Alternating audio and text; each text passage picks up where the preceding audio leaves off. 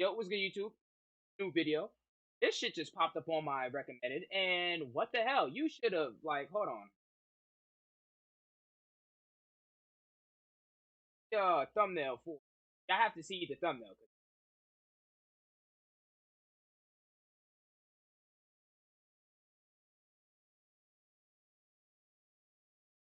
I'm not gonna lie though, like, they be doing like funny stuff because they usually put like some foul shit as a thumbnail or a title, and then later on they'll like, bro, Ari Blacks, is that if that's what she actually, that is why. Get into this. I don't know what's been going on. For those who don't know, Pearly Things is a white content creator. She was born in the States, but then is now based over the pond over in London, and she makes some relationship style videos. In this type of style format that she makes, a majority of the people that are employed by her and have the conversation are black people, in particular a lot of Africans, because they migrated over to where she lives. The reason why all this is important is because it seems like she's making a pivot in her content, being more political based and ideology based, regardless if it's right or left. And her first guest that she decided to bring on was Nick Fuentes. Oh, I'm not racist. Yes, you are. Yes, you are, Nick. Yeah, I am a little bit Yeah, racist. I know. But listen, but it's not because I hate people. I love people. It's just race is real. Maybe some brajol. There's some Italian No, for but you. I will make my black boyfriend some of that. Ugh, wow. You don't know any better. She had him on the podcast. It was very clear that she was unaware of the conversation that was being had. She was not properly informed, something that she openly admitted as well. Everything that happens in life, as I say to the girls on my show, is my own fault. The fact that people are making these videos is my own fault. And the situation that I'm in is my own fault. Now, I'm going to give you guys an explanation and give you guys context for some of the conversations that were had. Just know it's not an excuse. It's my own fault. I take full accountability for everything that happened. And while doing so, said a bunch of things that were very problematic. The first thing she brought up was immigration. Right? They were talking about immigration. Nick Fuentes being a purist. He believes that the border should be locked down. Nobody should be able to come in. Not gonna lie, that Nick Fuentes. Not gonna hold you. That's I think I tried to talk about him before, but I just could not figure out the nigga. But I knew the Nick part. And how Pearly Things, she believes no, it needs to be opened up. It needs to be more broad and more robust in terms of allowing more people to come in. So much so that she used the phrase that she wants to bring her Africans over to America. She wants to bring all her Africans or just some? All her Africans. Got it. And during All are Africans or all of them? Okay. this conversation, we were talking about immigration, and I said, I'm trying to get my Africans to America. Of course, not the greatest phrasing. Not a very good. I would want, Africa. And plus, I'm not gonna lie, for a girl like Pearly Things, like I've seen a couple of her podcasts before, and it's like she's very good at articulate speaking. Kind of surprised that she caught herself in this situation. But when you're going from relationship talk to like political shit, you know what I'm saying? Yeah, I guess that's something that she is just gonna have to like just to. I've seen her, like I've looked at her as a woman who like articulates. You know what I'm saying? Like I would have imagined her actually. It would be a very it would be a very grateful and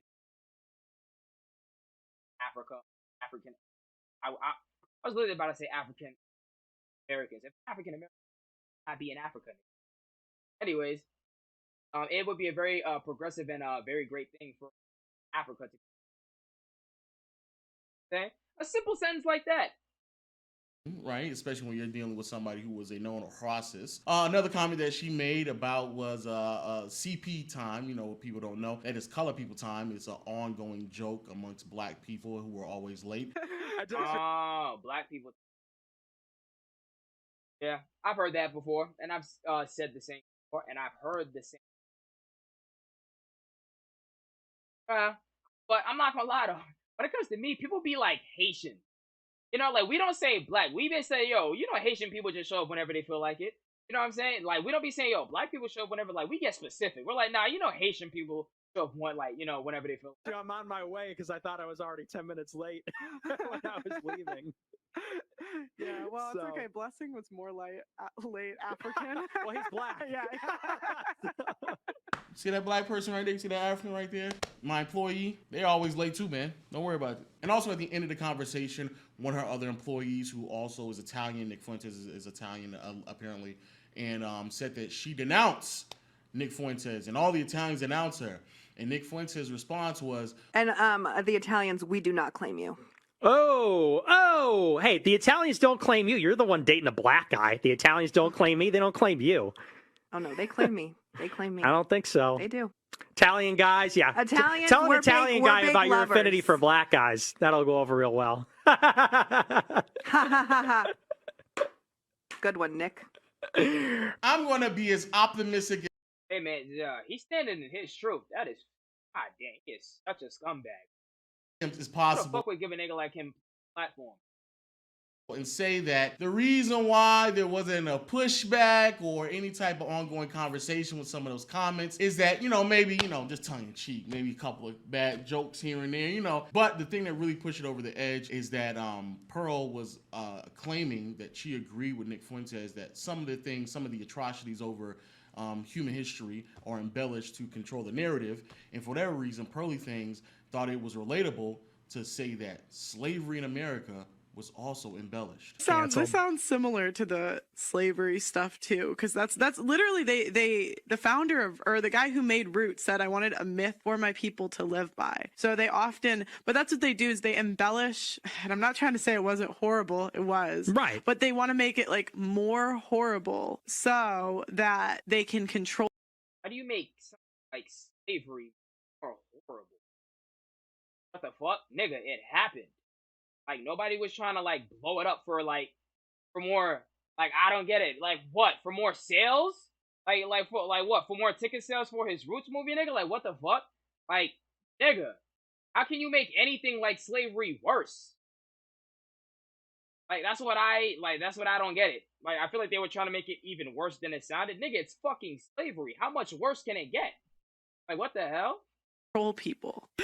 I just how do you embellish the murder of hundreds of thousands of millions of people, regardless of the tragedy? That's what I'm how saying. could you not talk about that enough? Bro, if that's in your history, if you have ancestors that have been through that, talking about it, talking about how brutal it was, is embellishing it. That was its reality. The crazy that's part so of, rich coming from somebody who who will never see that type of hardship in their life. Never, That's super rich. What's even crazier is that she said that and used a reference point that is like a blimp in human history. She referenced the Roots. And the Roots, for those who don't know, that's even if you never heard of it, you definitely understand some context. Kunta Kinte, that's where that character comes from, and the whole scene of your name is Toby and all. That's where that's from, right? That series was shown on TV throughout the 70s or 80s, if I'm not mistaken. But it was shown on network TV in America. And trust me when I say, even though some of what was being told in there is a bit of a myth, because apparently it's supposed to be some type of story depicted from somebody's lineage. However, the depiction of slavery in Roots is so far from embellishing what actually happened that you calling that embellishment is a gross, and I do mean a very gross and irresponsible take on what Roots was, especially since there literally cannot be anything that is shown on network TV that would even come close to giving an accurate depiction of what slavery actually was, because you can't show that type of stuff on TV anyway. So the idea that was an embellishment, when the reality is that most media around slavery in the States has been utterly whitewashed, has been toned down, has been suppressed. If anything, it's toned down. Like, what the fuck? If anything, that's what people are trying to do. Some people don't even bro, there are some dumb fucks in this country, literally dumb fucks in this country, that honestly think that slavery wasn't even a thing, period. There are some people that feel like, yo, y'all people are just making it worse than it really was. It wasn't that bad. Like, they were the one that went through it. Like, they were the one that lived during those times. Shut the fuck up, bro. People were being hung. People R-worded. People were being persecuted. People were being hunted, bro, just because of how we looked. Fuck you. Hunted like animals. Fuck y'all. What the hell? So many. Anybody got something to say down there in my comments? Could suck a dick too with your mother's lip.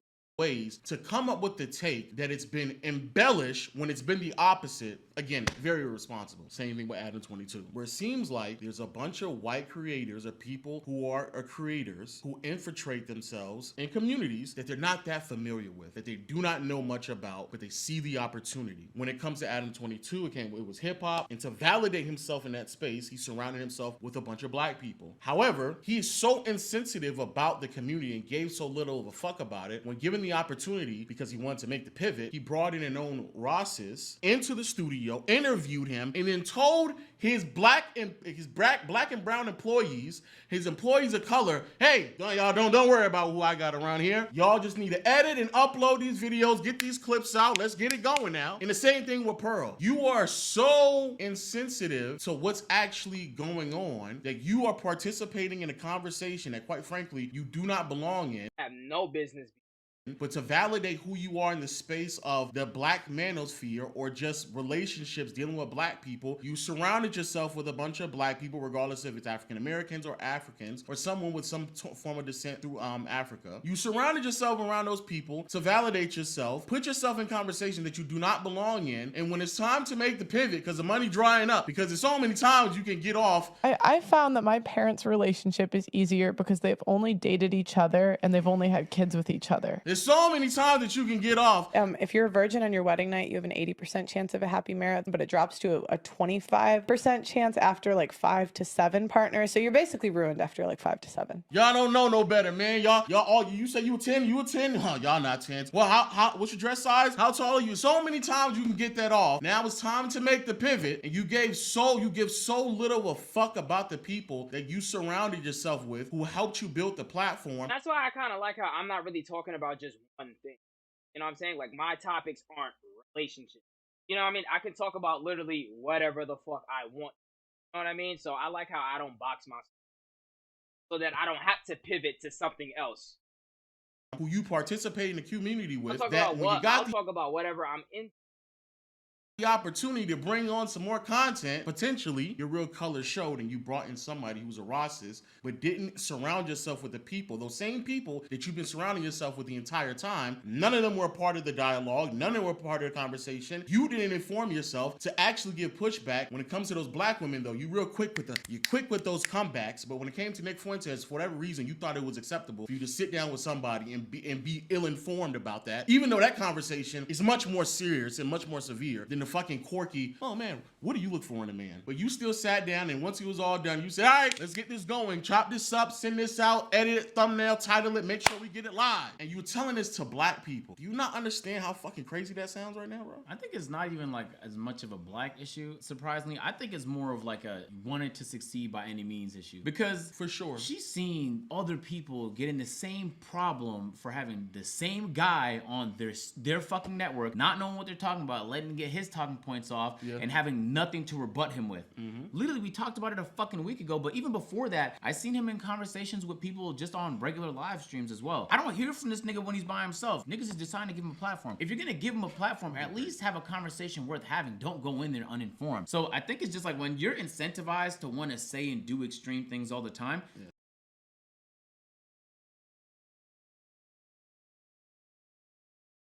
those are the type of guests you're gonna want. Because you're not even thinking about like having a productive conversation as much as you want. You know he's gonna say something wild. You know you're gonna have a headline, and you're probably not gonna be the one catching the flack for it. That nigga is. So, but when people see it in the background, they can be like, oh look, there's a podcast over here. Enough times, people are gonna start tuning into your podcast because they start seeing it everywhere. So it's actually in her interest. She is fully incentivized to want to bring people on that are egregious like him, have takes that are very extreme, because it's gonna give her content to work with. That's gonna be a clip she can get off on YouTube. That's gonna be I'm telling you, bro. I'm telling you how it works. And we never really did that with our pod. We didn't even really look for people when we did the opposite. We just like if you had a good story, but we had somebody on the pod who was saying very extreme things. The gentleman. Oh, we never uploaded. And we never uploaded it. Yeah, I remember that. And so there is a level of responsibility that you should have as a content creator, especially when you're having conversations to that level of severity. And I agree with you. It is a lot of someone just seeing the opportunity and pivoting. What I'm I'm saying what's still happening, and I think is crazy, is that I think that there are people who are being propped up in black communities, because if we keep an eye on to ourselves, the ongoing dialogue with the manosphere and this ongoing traditional woman,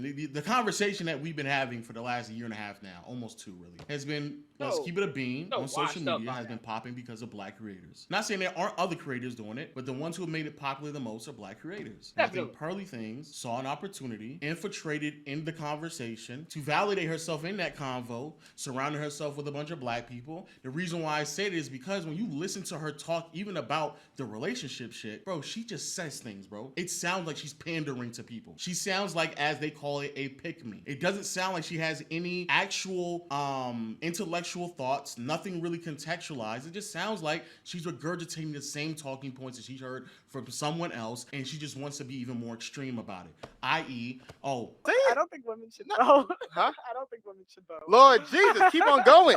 Because there's freedom without responsibility. I believe in consequences for your decision. So the men know if they vote someone batshit crazy into power, you guys get drafted. We don't. come on. That's a fucking incredible quote. Come on. Women shouldn't vote because they don't want to have the responsibility of going to war. That's what I'm saying. That's such a crazy take to have. I think social media incentivizes people to want to be more. We talked about that with Logan Paul. Always trying to top yourself. I think that was the first one. time we seen an incident where everybody agreed like that was too far, and your pursuit of more had gotten you in trouble. But now we're seeing it in all these small ways ever since that Forest incident, and they'll never get as much like flack as Logan did, because what Logan did was crazy. But also he was at the top of the YouTube game back then. But I guarantee you, if this was like the biggest podcast ever, like if this was Joe Rogan's podcast and he did that, niggas being torn up for that. And Joe Rogan has in the past went into conversations and not knowing what he's talking about. There's no way to be an expert about anything, and you can't always guide the conversation. But in this specific instance, you went out your way to find somebody else going to say something extreme, rather than Joe, who just has interesting, philosophical, sometimes or otherwise just dumb conversations with people who sometimes can be smart or sometimes can be dumb. But like, you kind of have a responsibility to know what you're talking about, and you give off the guys, at least the people that watch you, that you have talking about, especially if you're talking about a very sensitive topic at that. Like, my nigga, what the fuck is wrong with this? Like, yeah, I do agree. Like, when I have watched some of her podcasts in the past, the reason I didn't on watching her podcast, why there wasn't, but it's, yeah, bro, it would literally sound like she would be pandering, bro. It would literally sound like,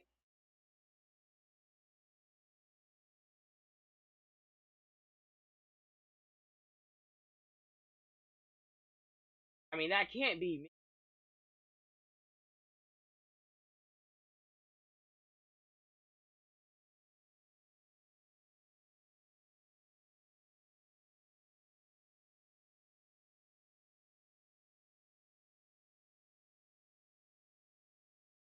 I don't know why my shit. Like, come on, bro. Right when I'm about to fucking leave.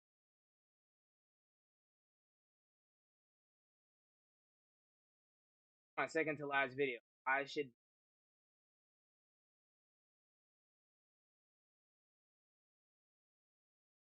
Good. I don't know why I should be right now. Why is this website acting stupid?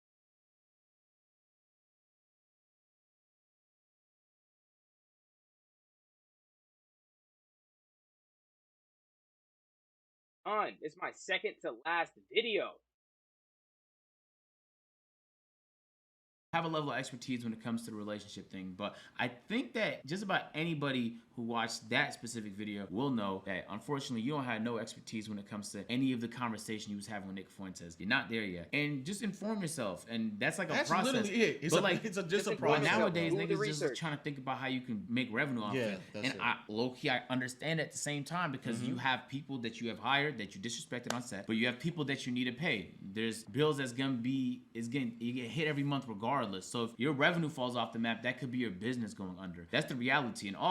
In America and in most capitalist societies, bro, business is supposed to survive by any means necessary. So if there's something a business can do to survive and it hasn't explored it, usually you have to explore it. You have to explore it. Like, businesses don't have morals, they don't have ethics, and even though they probably should, it's why it's so ruthless. Niggas don't care about you. It's why your contracts have to be ironclad, because otherwise it just leaves room for someone to interpret it incorrectly and fuck you over in court. That's the reality of it. So I understand understand her trying to keep her business alive, doing a pivot into a different style of content, but you can ease your way into it. Use your brain. Ease your way into it. You can have Just more read, easy bitch. conversations with people about other life-related things without going to such a crazy extreme. If you're gonna do it, just be ready for the conversation. Inform yourself on what the fuck you think he's gonna talk about, or just guide the convo better. Tell him this, and this is gonna be the topics. We don't want to deviate from those topics. If it's your fucking show, you make the rules. So you create the rules, and if he's not playing the framework, pack him up. In reality, man, you let him get his talking points off like this, and then you agreed upon it as well. Is just insane. Before I get into my personal opinion about everything, I just want to be clear again. Even in the most optimistic lens looking at it, I don't, and also in the general sense, I don't think Pearly is a Ross or anything like that. I just think in the most optimistic lens, it seems like somebody who's trying to pivot into another form of content, who's very uninformed, but doing it just to capitalize off of the momentum, and I think that's very irresponsible. My personal feelings behind it is I think Pearly, you are a grifter. I think you are somebody who just panders. I think you're someone who says things that just needs to be said to keep the conversation going, because even by your own rhetoric and your beliefs in terms of relationship, you don't abide by that either. Like the things that you criticize the women for, you don't abide by it. You are someone who is in their 20s, a woman who's in their 20s, who's extremely opinionated, career-oriented, and focused, which is something that you do not suggest for other people as well. And when anybody actually intelligent gives you pushback, and then you bring on other people who aren't prepared for the conversations a lot of times, just so you and the same concept that many other people do, so you can dunk on them. But then when you get some form of pushback, you can clearly see that you're just not as informed, even when it comes to the relationship situation, as much as you would like to be. And so when it comes across like you're pandering in there, and so now is the time for you to go pander somewhere else, and you brought in an extremist and you pander to him. That's what it comes across as. But yo, let us know your thoughts in the comment section below. Hit the subscribe button, notification. For shit. You know what I'm saying? Go over to Playback and like bro, Pearly, you're really stupid. I'm not gonna hold you. Like really though. Like yeah, these men are like they're in a more mature age where like they don't really want to say nothing bad about you. Nah, what you did, it was stupid. It was stupid. You know what I'm saying? Like come on. Like, subscribe, do your job, do what y'all gotta do.